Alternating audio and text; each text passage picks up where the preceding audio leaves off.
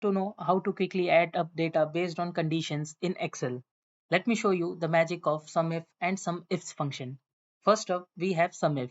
It's used to sum values in a range that meet a single condition. So suppose in this data, if I want to calculate the sales for apples, how can I achieve this? To use this, I can use SUMIF function. To write SUMIF function, we will write SUMIF open parenthesis, select the range which will be the product comma, give our criteria, it should be equal to apples and the sum range, which will be the sales column. There you go. It sums up all the sales where the product is apples. Now, what if we have multiple conditions? That's where some ifs comes in. It allows you to sum values based on more than one condition. So, what if I want to calculate the sales where the salesperson is Sarah?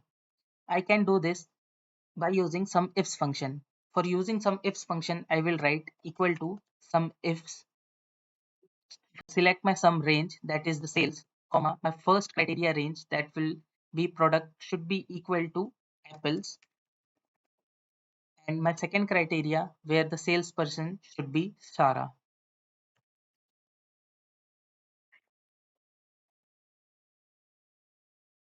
So with some ifs, we can stack multiple conditions to refine our data, summing even further.